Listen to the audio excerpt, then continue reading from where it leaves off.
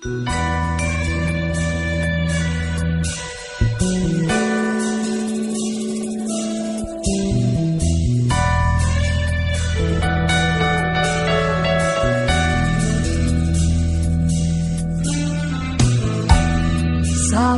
wayah lingsir wari mripat iki ora bisa turu tansah kelingan sliramu wong bagus kang dadi bebujangku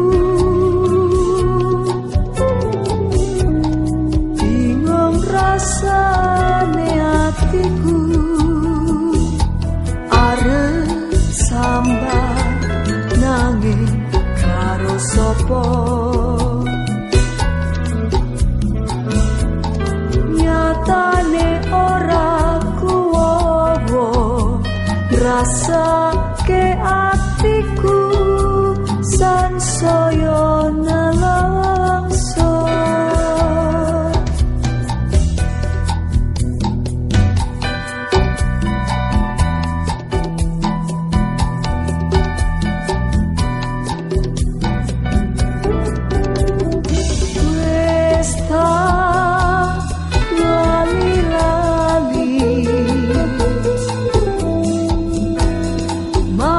sansaya kelingan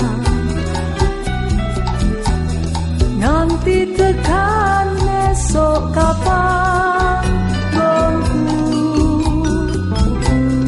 mendem ora bisa turu apa iki sing jenenge wong kang lagi ke taman asmara rasa satra bisa lali esok awan wangi tansah beda hati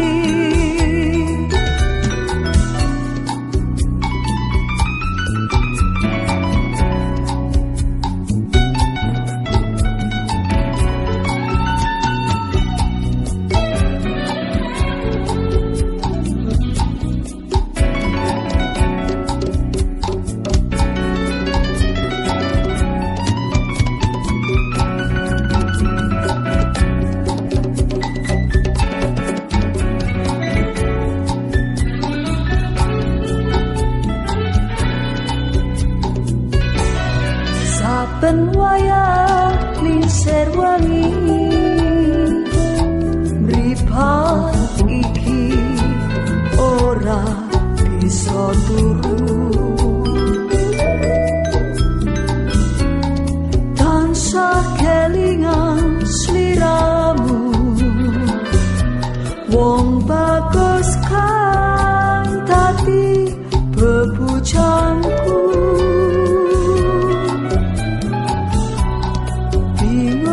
rasane atiku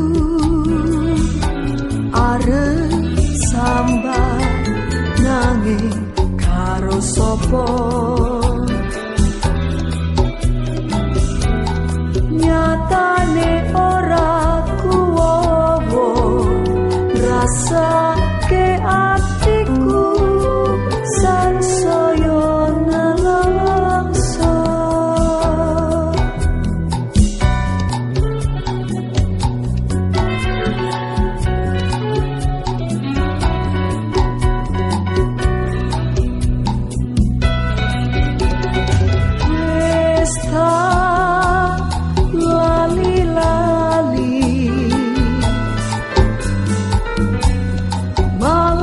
sansaya kelingan nanti tekan esok kapan wongku mendem ora bisa turu Opo iki sing jenenge wong kang lagi ke taman asmara. Rasa satra bisa